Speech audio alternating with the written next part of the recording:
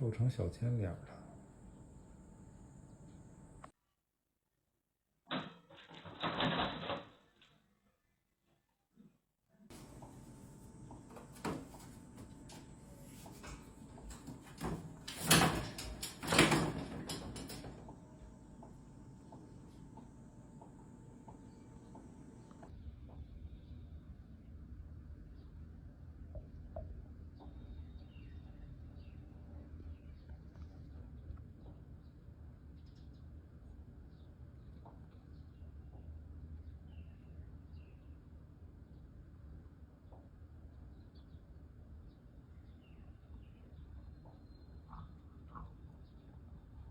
小橘子，你是不是又不太好了？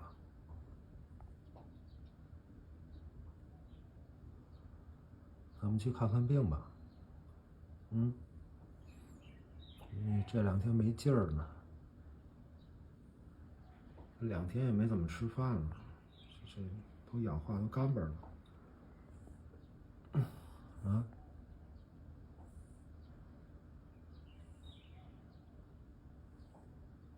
我抓你了啊！咱们去看病啊！过来啊，快啊！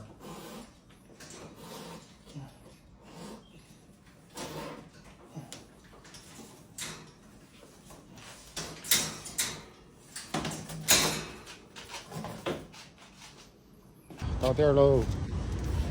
是小菊。对，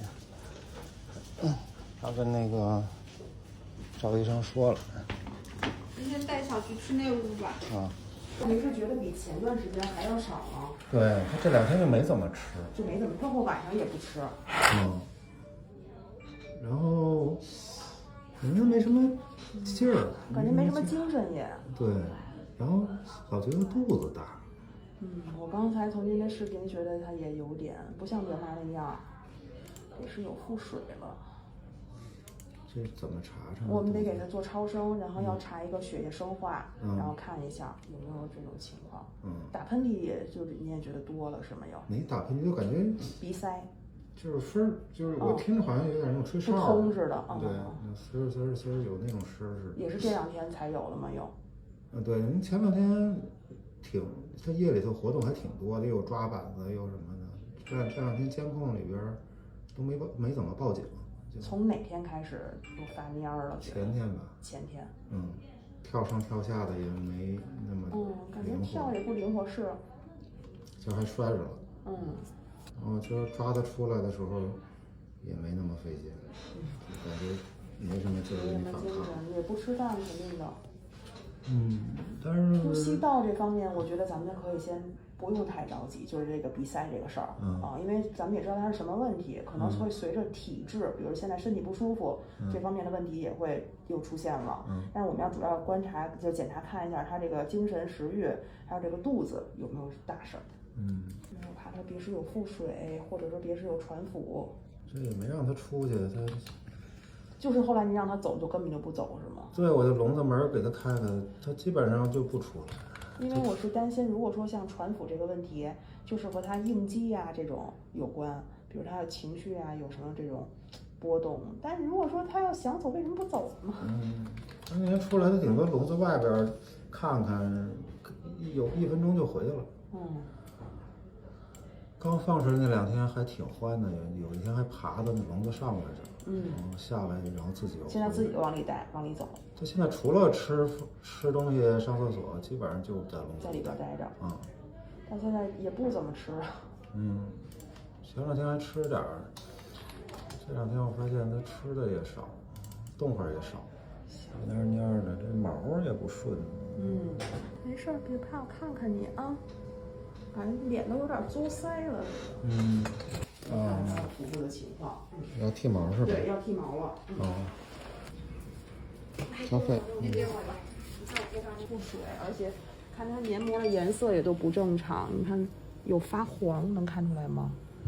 所以一会儿也要看一下肝功是不是有问题。然后肚子确实是感觉里边是有液体，一会儿我们检查看一下。身上也瘦了特别多。都是裹着。他让您摸吗？在家？不让。就是我们摸它跟原来明显不一样，就是现在就是肚子大，但是身上特别瘦。是我这两天最近也是觉得肚子怎么，都快耷拉地了行，您等一会儿吧，然后检查完再给您送回去吧。行。他是腹水传腹是不是没治？传腹的话，现在也有打针或者吃药可以治疗，但是费用比较贵。他鼻子是因为他本来有鼻支，还有那个支原体，所以但这都还实相和那个对。鼻子也给他清清。你好，他那个4号那天来还3.75公斤，现在刚才称才3.46了。就别看肚子是大了，但其实整体体重瘦了很多。他原来最开始来还都3.7呢。就这几天呢，他也没给他吃什么。不，如果真的是传腹，不是吃的问题，就是会跟情绪啊这些有关系。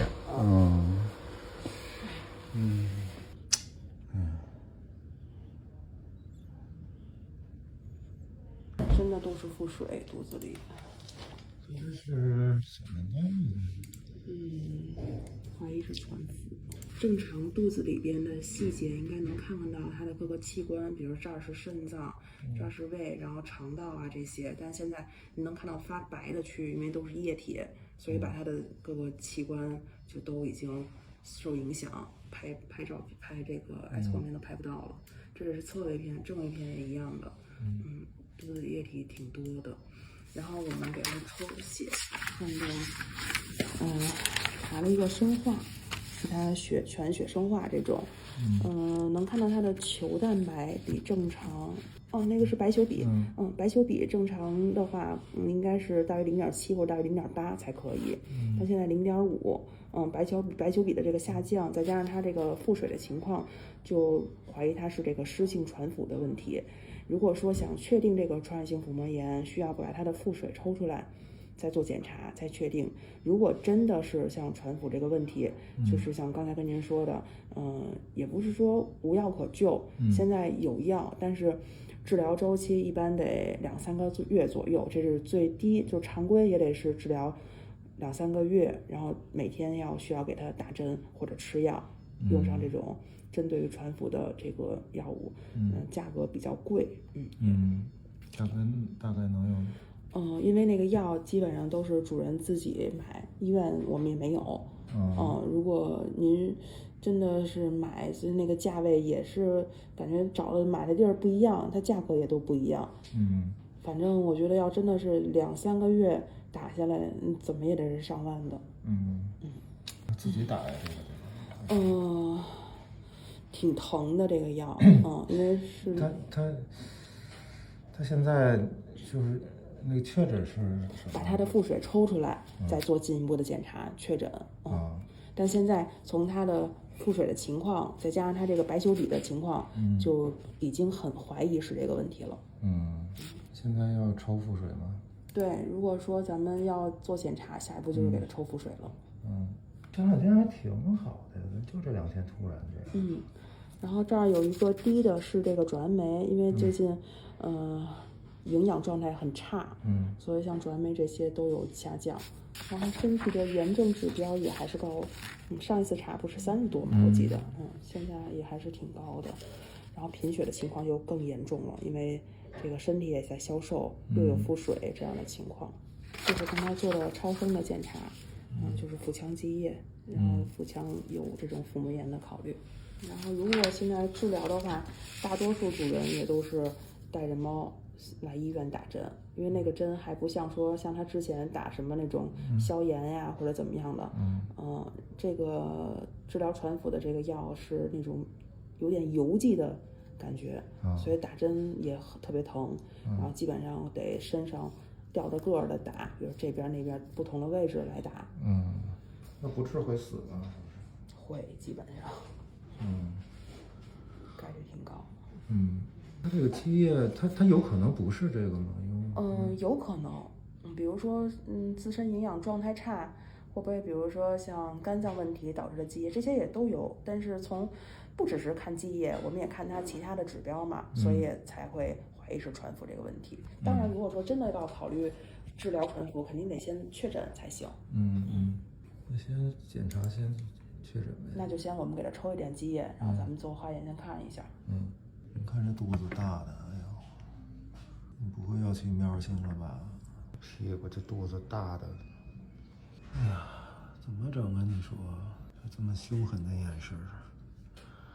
是这儿有4个图，然后它分别体现的就是它传腹这个病毒是猫冠状突变出现的一个问题，然后先是它这个传腹的病毒也是阳性的，然后它突变的3个位点检测都是阳性的，所以现在就是它这个就是猫传腹的这个问题了，所以后续如果治疗就需要给它用上相关的药物，比如说像441啊这种。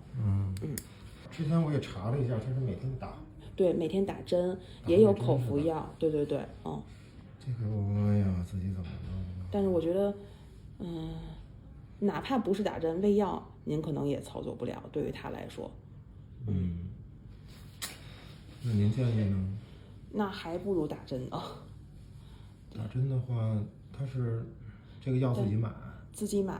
如果说您没有渠道，我顶多是帮您问其他之前得猫传腹的家长，把他们买药的途径发给您，因为我们也没有这个药。就是因为441这个药是正常治疗疾病的药，但是呢，它没有批号，我们医院不敢进。对，农业部会查我们。网上也能买着。对，我觉得买是小事儿，打针是大事儿。得持续打，然后您又离我们很远，我觉得。